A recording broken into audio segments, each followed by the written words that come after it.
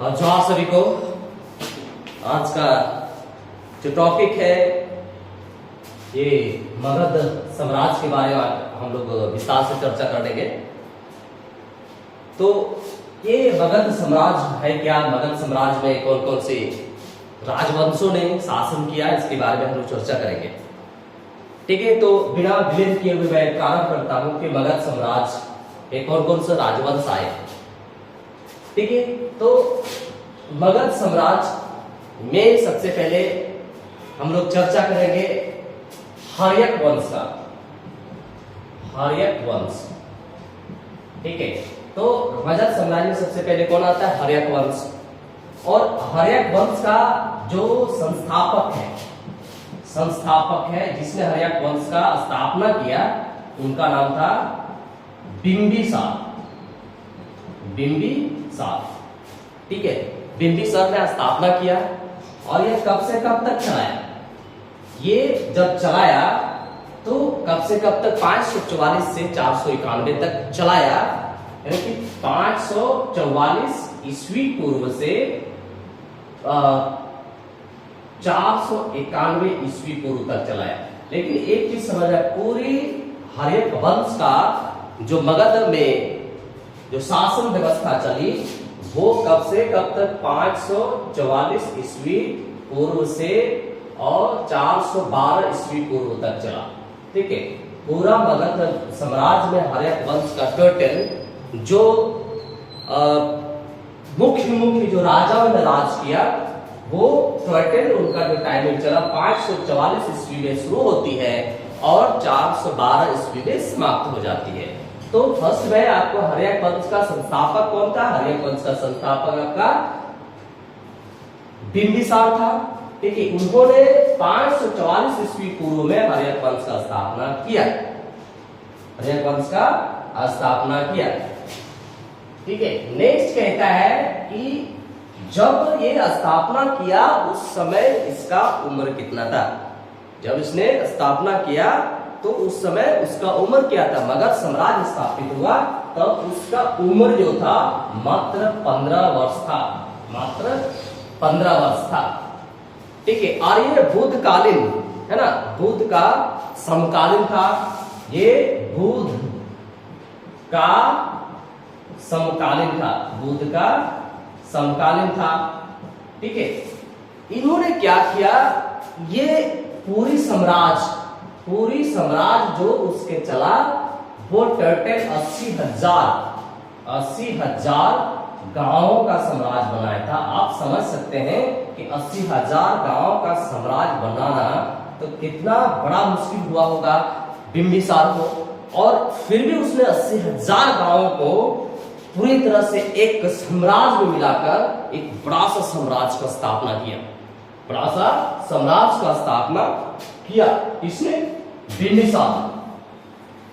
बिंबिसार के समय, जब बिंबिसार राज कर रहे थे उसी समय जब उनका 80,000 गांव का साम्राज्य बना तो उन्होंने सबसे पहले मगध का जो राजधानी बनाया, पहला उसने बनाया कहा ग्रीवराज। फिर बाद में उसने दूसरा राजधानी बनाया, वो हो गया राजगृह। ठीक है, राजगृह। ये दो राजधानी बिंबिसार ने, हर्यक वंश का संस्थापक ने बिंबिसार ने ये दो तरीके से बनाया, दो राजधानी का निर्माण किया। नेक्स्ट कहता है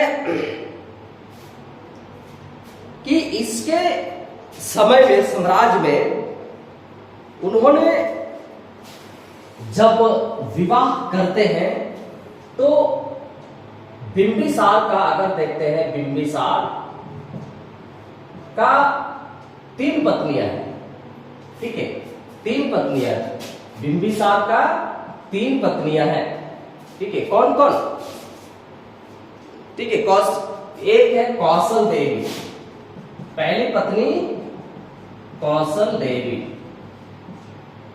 दूसरी पत्नी चेलना और तीसरी पत्नी खेमा। ठीक है। तो पहली पत्नी कौशल देवी, दूसरी पत्नी चेलना और खेमा। राजा राजवंशों में जब एक से अधिक विवाह देखने को मिलती है तो कहीं न कहीं उस विवाह के पीछे भी उन लोगों का कुछ राज था और उन लोगों ने उस राज को निर्वहन करते हुए साम्राज्य का स्थापित करते थे। तो पहले जब कौशल देवी थी, कौशल देवी, तो कौशल देवी कहां की थी? कौशल देवी, दूसरा थी चेलना और तीसरा थी खेमा। तो हमने आपको बताया कि राजाओं में जो बहु विवाह की प्रथा थी उसमें भी कुछ न कुछ उस लोग के पास प्लस पॉइंट था, ठीक है। क्योंकि ये कहता है कि कौशल देवी से जब उसने शादी किया तो कौशल की वो पुत्री थी, कौशल भी एक कौशल का पुत्र थी, यानी कौशल जो था एक प्रकार के राज थे, कौशल राज की पुत्री से उसने शादी किया है। कौशल राज्य के पुत्री से, ठीक है, उसने शादी किया। यानी कि जब कौशल राज की पुत्री से जब वो शादी करता है तो वो कौशल राज को भी अपने अंदर शामिल करने का प्रयास करता है और किया है। जब उसने दूसरा जो चेलना से शादी किया, विवाह किया, तो चेलना कौन थी? चेलना लिच्छवी शासक चेतक,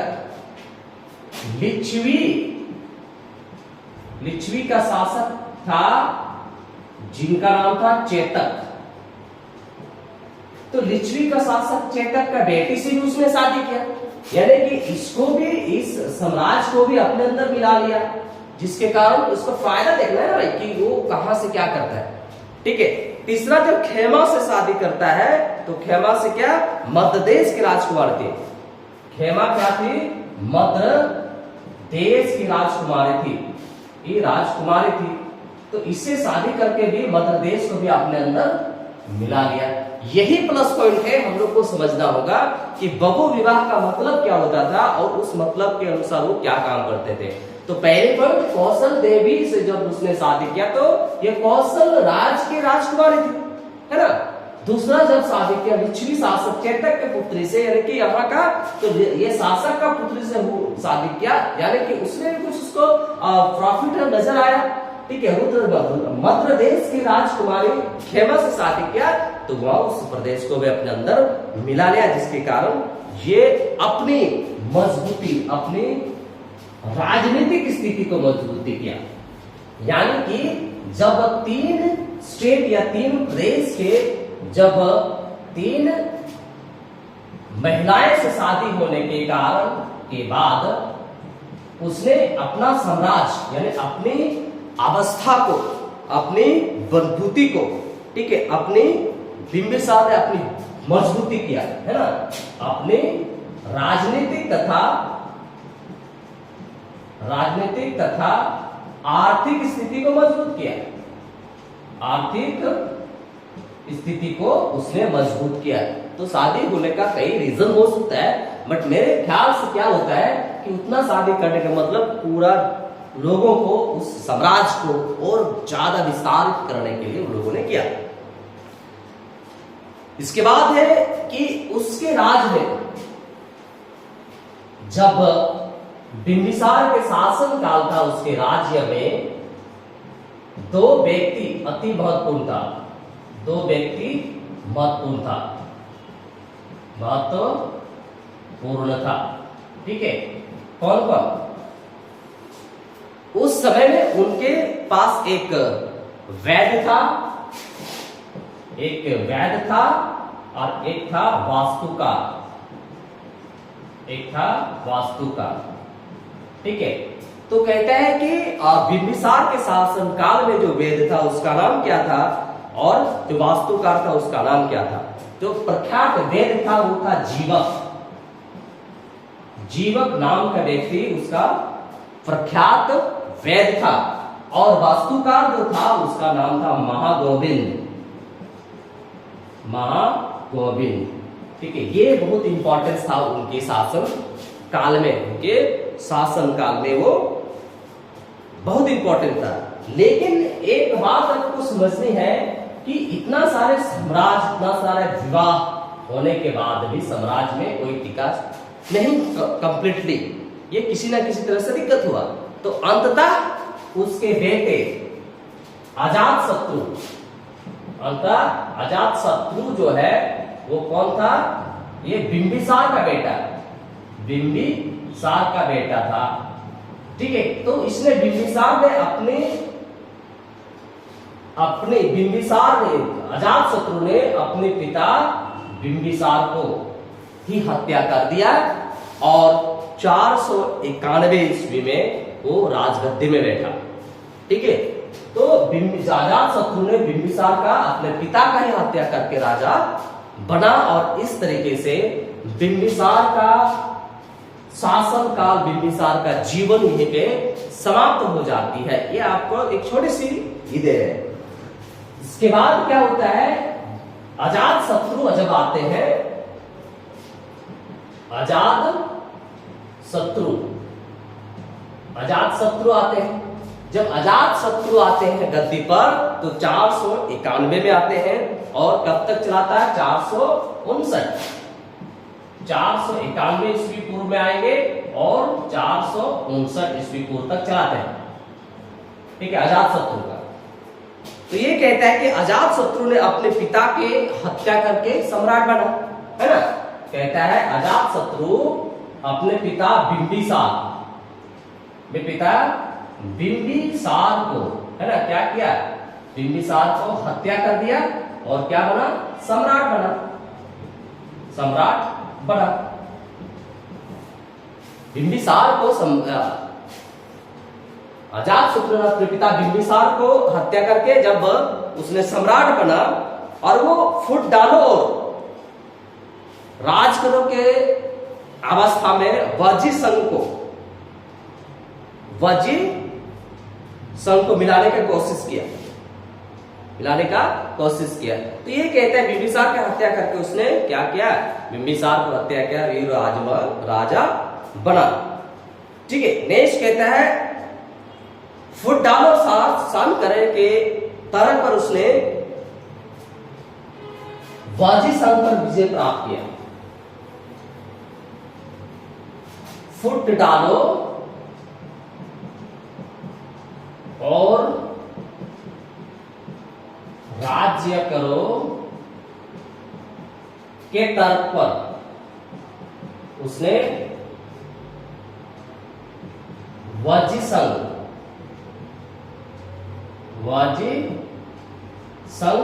पर विजय प्राप्त किया। ठीक है, वाजी संघ पर विजय प्राप्त किया। कौन? अजातशत्रु ने। इस युद्ध में उसने दो बड़ा सा हथियार प्रयोग किया था।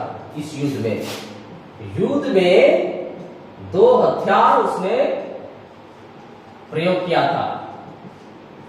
ठीक है, पहला था रथ मूसल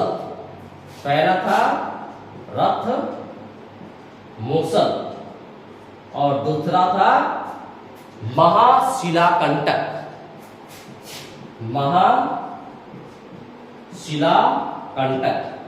ये बहुत भयानक हथियार था उस समय में, जो अजातशत्रु ने युद्ध के समय दो हथियारों का प्रयोग किया, रथ मूसल और महाशिलाकंटक। ठीक है, तो इस तरीके से आप जब इतिहास को पढ़ेंगे तो आपको पता चलेगा कि पूरा इतिहास में पहला जो प्रमाण मिलता है कि राजगद्दी के लिए पुत्र अपने पिता को हत्या करते हैं, और यह हर्यक वंश में आपको देखने को मिलेगा। इस समय एक इंसान था, जब युद्ध हो रही थी तो उस समय में एक इंसान था, वो था मखली गौसाल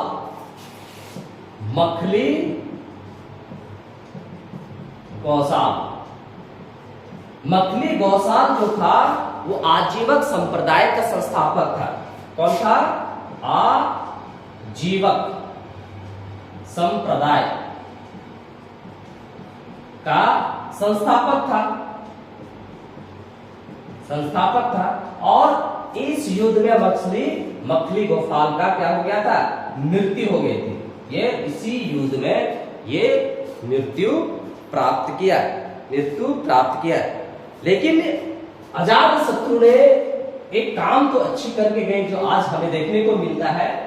जब हम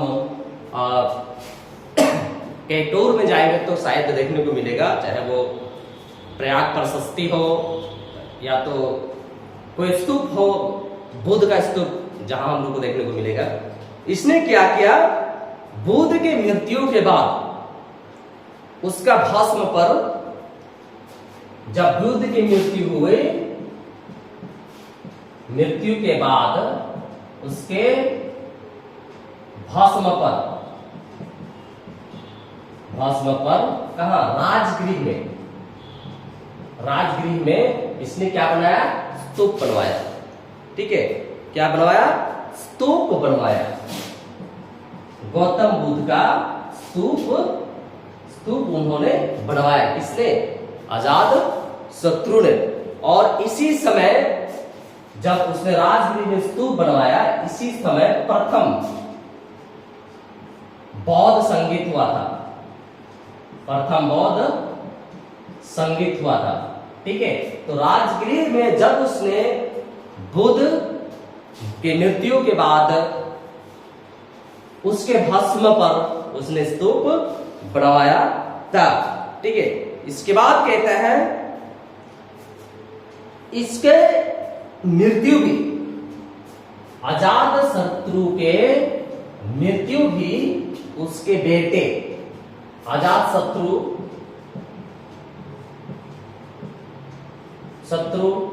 और एक तरफ है उनका बेटा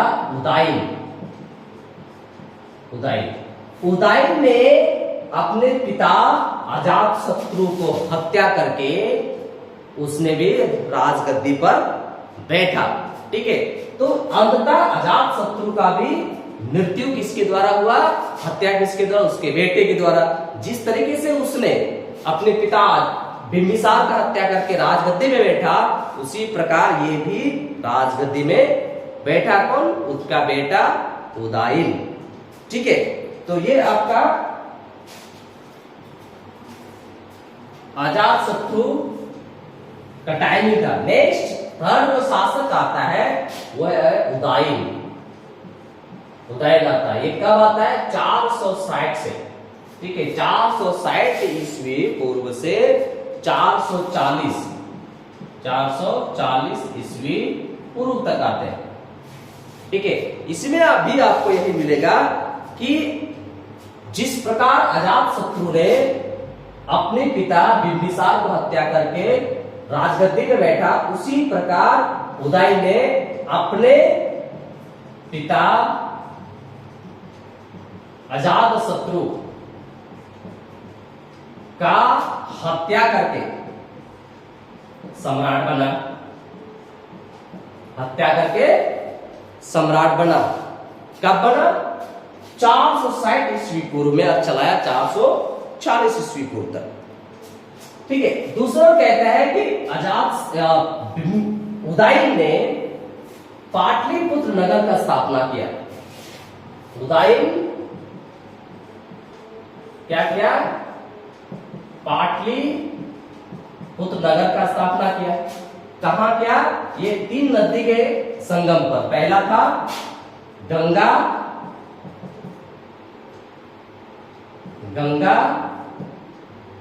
गंगा नदी जहां वो गिरती है। दूसरा था सोन नदी जहां वो गिरती है। और तीसरा था पुनपुन। इस नदी के संगम पर इसने क्या बनाया, पाटलिपुत्र का स्थापना किया। तो उदाइन ने पाटलिपुत्र का जो स्थापना किया, नगर का स्थापना किया, वो 3 नदियों के जो झरने हैं, पानी गिरते हैं, वहां पे उसने स्थापना किया। ये गंगा, सोन एंड पुनपुन नदी के किनारे उसने बनाया। नेक्स्ट कहता है कि उदाइन ने पाटलिपुत्र से राजधानी हटाया। सॉरी, उदय ने राजगृह से राजधानी कहां लिया है? पाटलिपुत्र। ठीक है, जब बिंबिसार के टाइम में गृहराज राजगृह था, अजातशत्रु ने भी राजगृह में ही राज किया राजधानी बनाकर। तो जब उदयन आते हैं 460 से 440 ईस्वी के पूर्व में, तो उसने राजधानी को कहां? राजगृह से हटाकर पाटलिपुत्र ले आता है। ठीक है, ले आता है। तो इसमें सबसे बड़ी पॉइंट है कि इतिहास का पहली ये प्रमाण है जो पिता के मृत्यु उसके बेटे के द्वारा होता है। लेकिन एक चीज समझना होगा कि अगर आप इस धरती पर ही इस जन्म में ही कर्म करते हैं तो इसी जन्म में आपको फल भी मिलेगा। इसी जन्म में फल भी मिलेगा। ठीक है, चाहे आपको एहसास हो या नहीं हो, लेकिन इसी जन्म में आपको फल भी मिलेगा। ठीक है, और इस तरीके से उसका जो अंतिम शासक था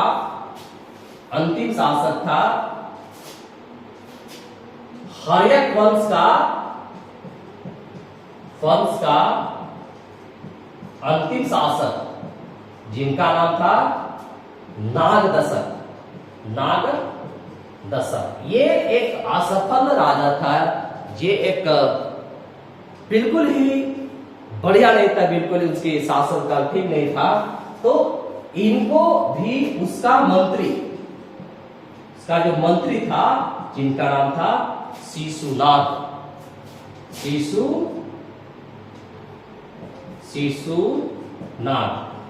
शिशुनाग ने अपने राजा नागदशक को पद